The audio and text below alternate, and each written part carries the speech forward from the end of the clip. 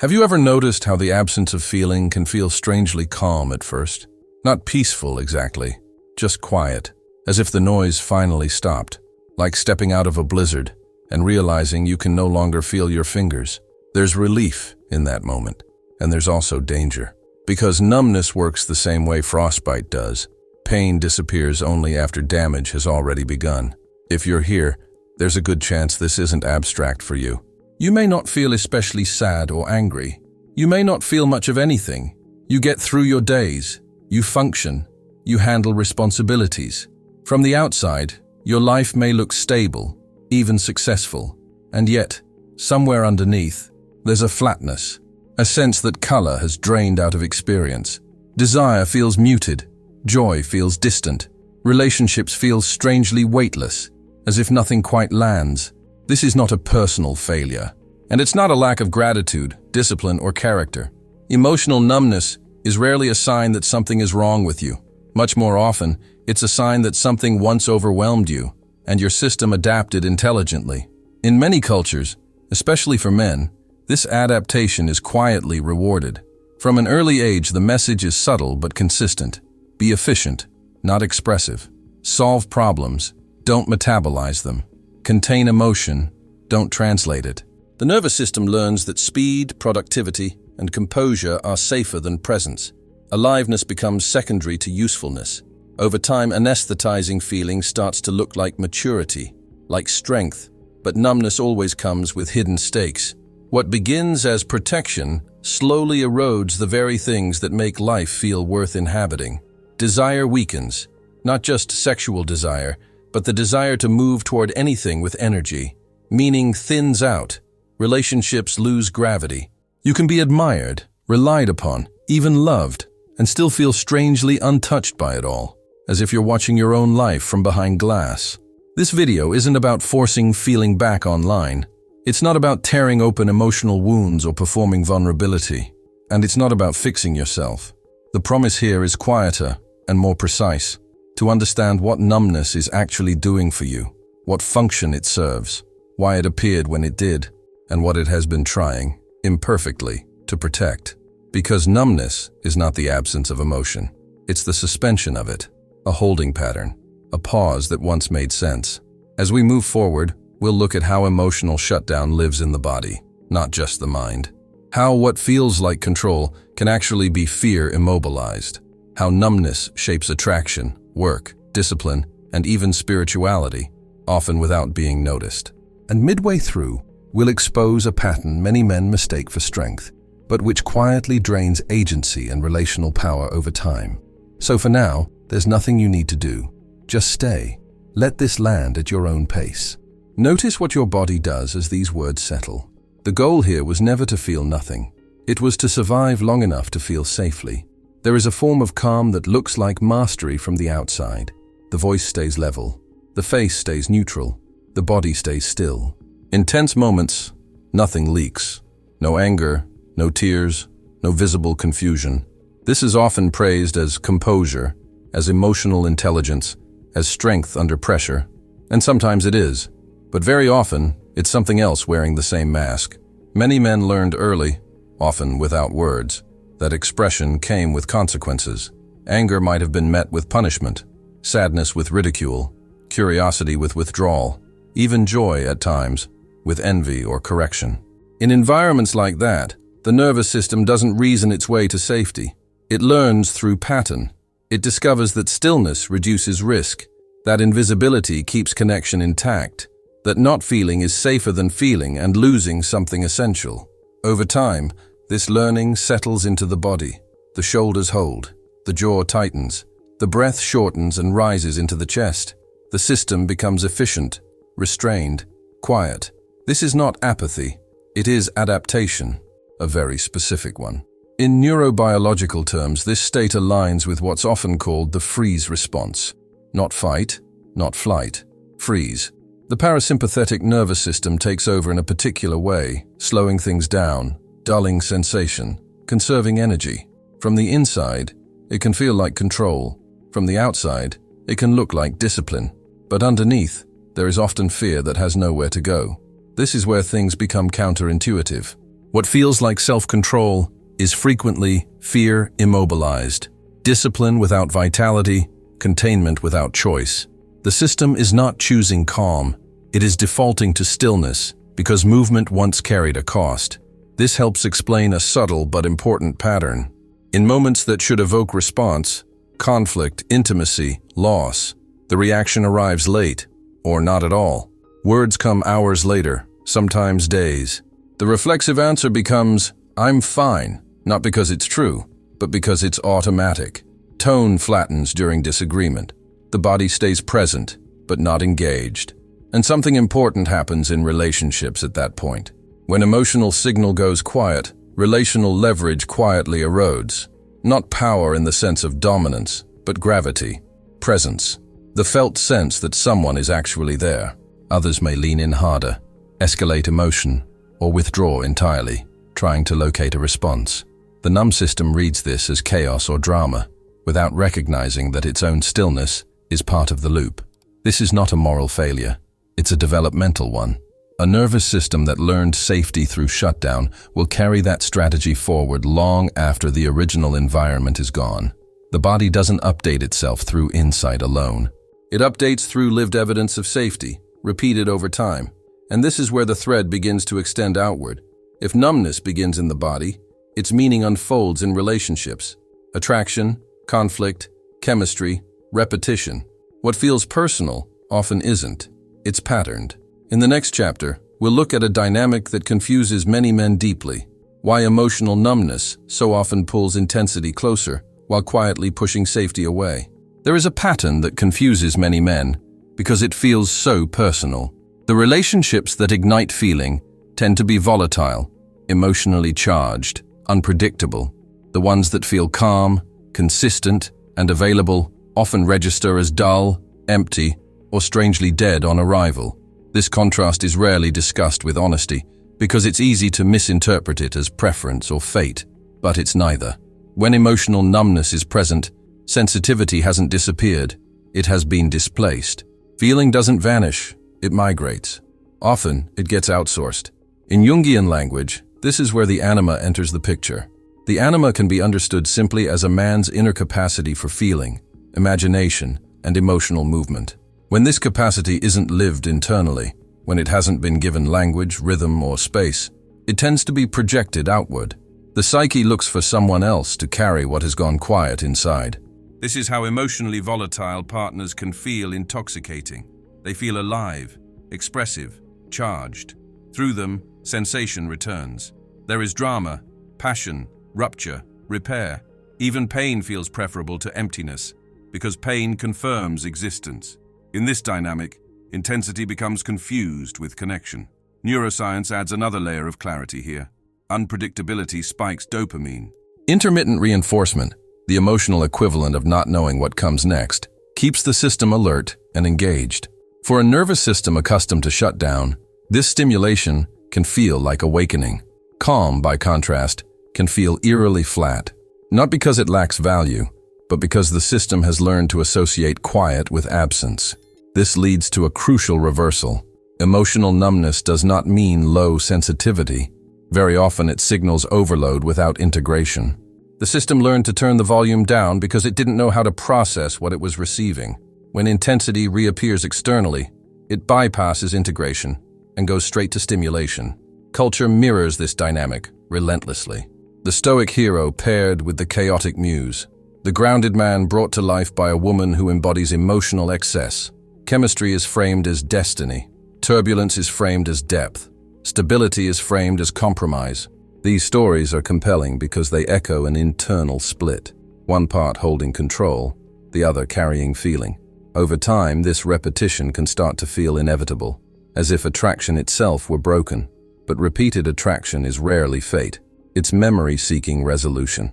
The psyche returns to familiar emotional climates, not to suffer, but to complete something that was interrupted long ago. What often goes unseen is the cost. Intensity keeps the nervous system activated. It prevents true regulation. Safety begins to feel foreign, boring, even suspicious. And numbness quietly persists because stimulation is not the same as integration. This isn't about blaming desire or pathologizing attraction. It's about understanding the architecture beneath it. When feeling is lived only through another person, the self remains unchanged. The split stays intact. In the next chapter, we'll move deeper into the belief that holds this system together, the quiet assumption that feeling itself is dangerous, destabilizing, or uncontrollable, and how that belief shapes behavior long after it stops being true. Beneath numbness, beneath attraction patterns, beneath discipline and restraint, there is usually a belief that never fully reached language. It didn't arrive as a thought. It arrived as a conclusion the body made early and kept repeating quietly. The belief sounds simple when spoken aloud, but it carries enormous weight. If I feel, I'll lose control. For many men, this belief traces back to formative relationships, often with a father or a father-shaped authority, where emotion was treated as liability. Anger became danger. Sadness became weakness. Sensitivity became something to correct or outgrow. In those environments, control wasn't just valued, it was necessary. Feeling threatened belonging. So the psyche adapted by prioritizing containment over contact. From a Jungian perspective, this is the territory of the shadow. The shadow is not a dark or immoral part of the self. It's simply what had no safe place to live. When emotional life was unwelcome, it didn't disappear. It went underground. And what's denied expression doesn't dissolve. It waits. It gathers pressure. It looks for other exits. This is why numbness is so often misunderstood. It's easy to mistake it for emptiness. But numbness is not the absence of emotion. It's emotion without language, sensation without symbol, energy without a channel. The body carries what the mind never learned to name. Behavior begins to organize itself around this gap. Procrastination shows up, framed as careful timing or strategic delay. Perfectionism steps in, offering structure where feeling feels risky. Busyness becomes a refuge. Stillness becomes uncomfortable, not because something is wrong, but because something unspoken is nearby. The body, however, doesn't share the mind's talent for abstraction. When words are missing, it speaks through sensation, through fatigue that doesn't lift with rest, through compulsions that promise relief but deliver repetition, through collapse after long stretches of holding it together, through addictions that are less about pleasure and more about silence. None of this is accidental. It's patterned intelligence operating with outdated assumptions. The system is still protecting against a loss that already happened, or against a loss that no longer applies. What keeps the system locked is not numbness itself, but loyalty to the belief that feeling equals danger. As long as that belief remains unexamined, regulation gets confused with suppression, and strength gets confused with endurance. There's a quiet irony here. The very strategy designed to preserve control often results in its erosion. Choice narrows. Reactivity increases in subtle ways. Life becomes managed rather than lived. A little later, we'll test this belief against a cross-cultural case that breaks the pattern entirely, one that shows how numbness can persist even after the original threat is gone, and what becomes possible when the war finally ends. By the time numbness reaches adulthood, it rarely announces itself as distress. It blends in. It hides in habits that are praised, normalized, even admired.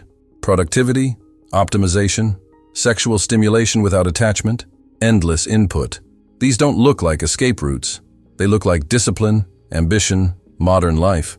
What often sits beneath them is a quieter driver, compulsive soothing. Not indulgence for pleasure's sake, but repetition for regulation. Screens that smooth the edges of the day. Sexual release that empties tension without asking questions. Routines packed so tightly that nothing unplanned can surface. These behaviors don't arrive because something feels good. They arrive because something feels too much, or not enough. Neuroscience offers a useful lens here. Dopamine is not the molecule of pleasure. It's the molecule of pursuit. Repeated spikes from novelty, stimulation, and reward-seeking gradually flatten the baseline.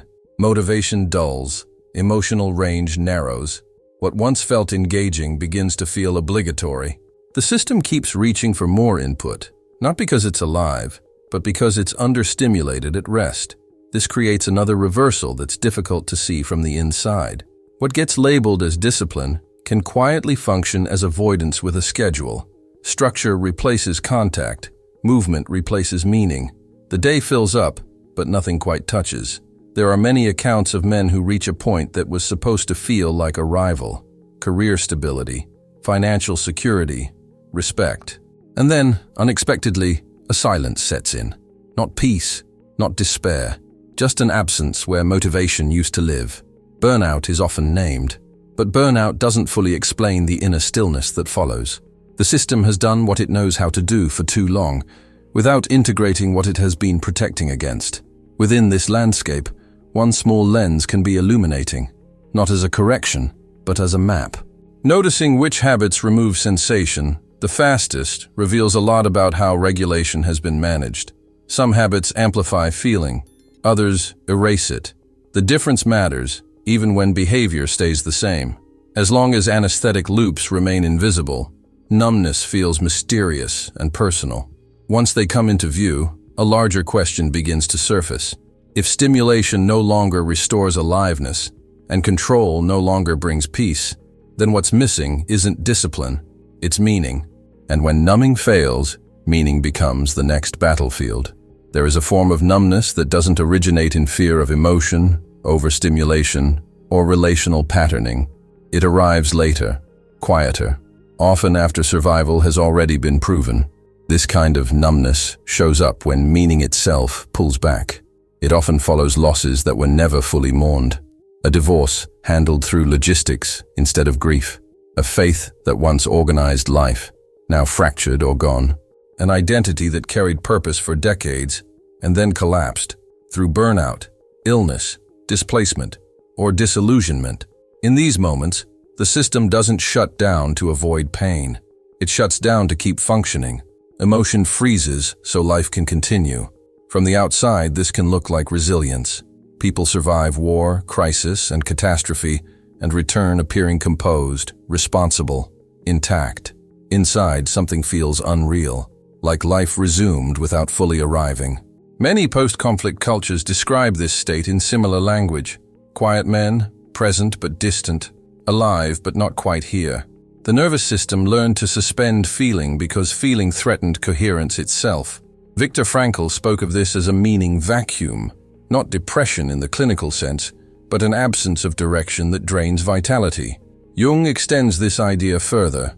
When telos, the sense of inner direction or calling, disappears, affect often follows.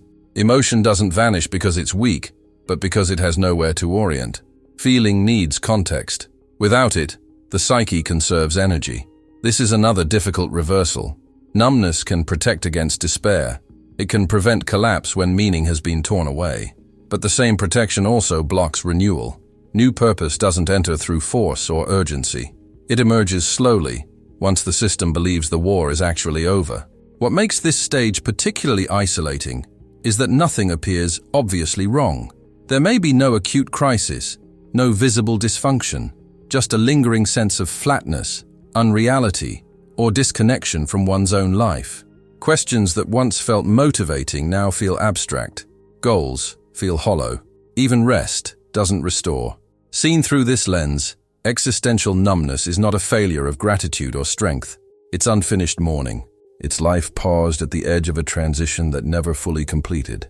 If numbness began as armor, this is the moment when the armor outlives the battlefield. And the question quietly waiting underneath is not how to feel more, but what is now worthy of feeling for. If we step back and look at the whole arc, a different picture comes into focus. Emotional numbness stops looking like a flaw to eliminate and starts looking like an intelligent adaptation that outlived its original context. At one point, it protected something essential. It preserved function when expression wasn't safe. It allowed survival when integration wasn't possible. The problem was never the adaptation itself. The problem was time. Numbness stayed after the conditions that required it had changed. This is why rushing the thaw often backfires. Forcing emotion open, demanding intensity, or chasing catharsis can crack the system rather than restore flow. A single image captures this well. Ice melting in early spring. When heat is applied too quickly, the ice fractures. The ground floods. Nothing stabilizes. But when warmth arrives steadily, almost imperceptibly, water returns to movement without destruction. Life resumes quietly. Agency lives in that pacing. not in expression first, but in regulation, not in intensity, but in meaning. When the nervous system feels oriented and safe, feeling follows naturally.